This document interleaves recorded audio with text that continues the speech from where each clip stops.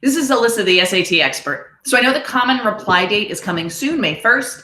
And I know that a lot of families have reached out to me and said, hey, I have this financial aid letter. I don't really understand what it means. And I don't really know how to compare the options that I have and figure out what is the best financial decision for me.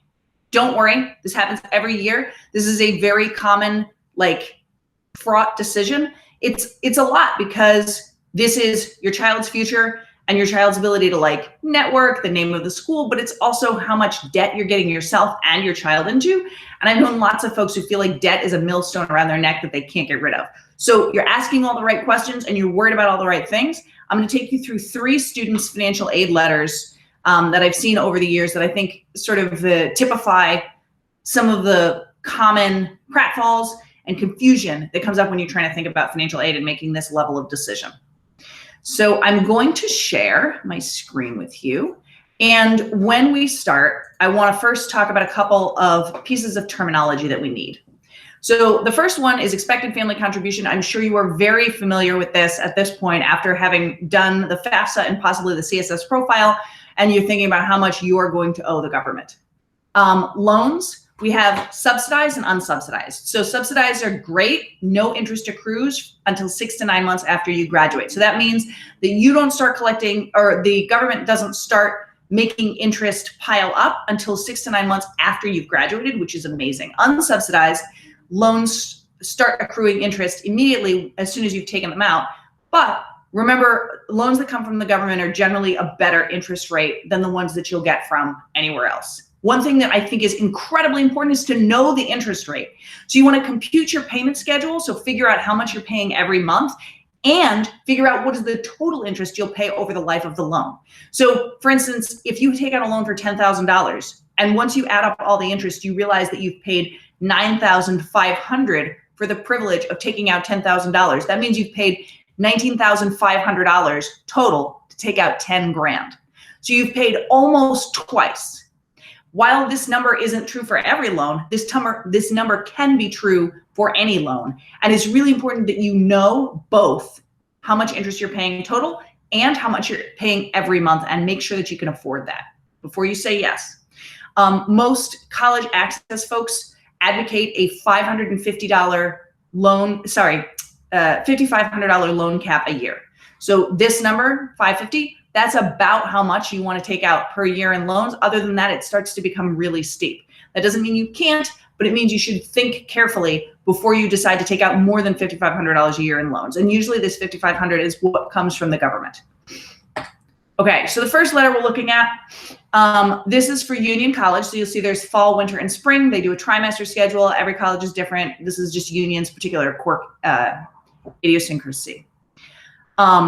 You can see here, they do total cost of attendance and they've factored in room and board. That's really important because not everyone does. So when they figure out how much it's going to cost Gabby to go, they figure in her travel, books, and any personal needs she's going to have, and room and board. So they've computed all of that money. So when they say that her total award down here is $64,000, that computes all of the things that she might have to worry about, and that's really important. So now let's break down what she's getting. Institutional aid, that means it comes from the school. So we see scholarship, book allowance, scholarship. These are all scholarships. Scholarships and grants, remember, are money you don't have to pay back. That's what you want. Then let's go down to what the federal government has given her. We got 2 grants. Remember, that's money you don't have to pay back. That is hard yes. Then we have federal direct loan subsidized. So subsidized, remember, interest doesn't accrue until 6 to 9 months after you've graduated. So these are great loans. Her total here is $3,500. That's under the $5,500 cap. We're going to be good. And then they gave her work study. Awesome, $1,600. My general rule of thumb for work study is try to stay 10 to 20 hours. Don't do more than 20. And I would try to keep it closer to 10 than the 20 end of that, because you want to make sure that you have time to do your homework as well as have a job.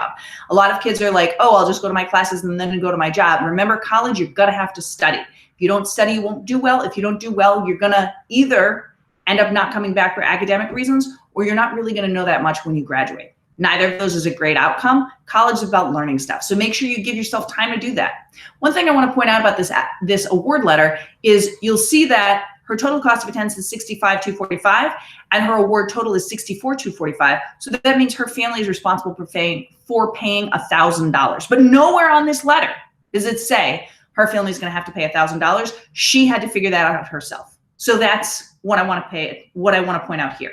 Union is very generous. They gave her a lot of money and they were very kind to her. This is the kind of school that you want to shoot for. Now let's look at Alfred. So this is one of my kids, Miguel. So when they did this letter, they started with the estimated cost of attendance, and you can see they included both tuition and fees and housing and meals. Thank you, Alfred, for being super transparent and super upfront about all of the costs. So then they said, these are your grants and scholarship. This is stuff you don't have to pay back. Amazing.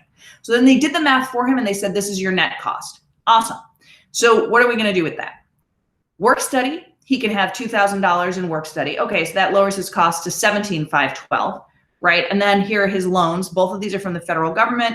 This is the $5,500 cap, right? $3,500 and $2,000 together. Subsidized means he's not going to pay interest on until 6 to 9 months after he graduates, and unsubsidized means it starts accruing interest right now. But these are good loans. These are loans with a good interest rate. These are safe loans to say yes to. So here you can see $2,000 in work study and $5,500 in loans. When you subtract that from $19,512, he has to find $12,012. And so that's money he has to find. You can see down here, it says his expected family contribution is 0.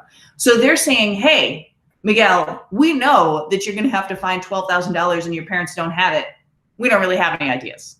So make sure that you have done the math and figured out both what you have to pay, what your options are, and what your gap is. The gap is the really important thing to calculate, and that's what a lot of parents don't necessarily realize. Sometimes you get a letter and the letter says you get $80,000 scholarship from the school, but the $80,000 scholarship is over 4 years, so that's $20,000 a year. No school that I know has tuition at $20,000 a year that is like tuition, room and board, et cetera, unless we're talking about community college.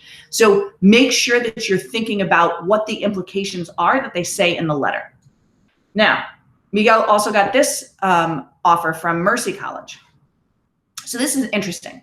Here, they tell him what his aid is first, right? And that's $18,000, great. And then over here, you see tuition and fees, registration fee is $20,000. Okay, wait a minute, where did this $1,400 number come from? They subtracted $18,978 and $23,76, and they said, oh, that's your cost. But wait, they didn't factor in how much it's gonna cost for Miguel to live there. And he is planning to live there. So then I'm seeing this and they're putting this under potential costs. What? Most students live at college if they're going to four-year institutions. Okay, so then when we look at this, it turns out there's another $11,000 that Miguel has to worry about. So he really is going to owe $1,400 plus $11,308, which totals to $12,708. But they don't add that up for you anywhere. They don't say that anywhere. So now let's look at the loans. Total loan aids, we got the subsidized and unsubsidized. Those are the same loans that we saw in the other letter, $5,500. That's the loan cap, so we're good with that. So now we have $12,708, and we could subtract $5,500. I also see that they've given him $3,000 in work study. So together, that's $8,500. Okay, so now when we do the math, we find out that his expected family contribution is $4,208. So that's way cheaper than this. Right? So if Miguel has only been accepted to Alfred and Mercy, Miguel should definitely go to Mercy because $12K and $4,000 is a really big difference. All right, let me switch back to the other tab. All right, so hopefully that was helpful. These are the ways that you want to think about the letters that you're getting. You want to ask yourself, how much am I actually going to have to pay? And can I afford that? Make sure you're breaking out the things that are loans, the things that are work study, the things that are room and board, and the things that are actual tuition and fees for the college, because they don't necessarily do the math for you. And it's really important that you are clear on what all of the different sort of if-then options are. Hope that was helpful, and take care. See you soon.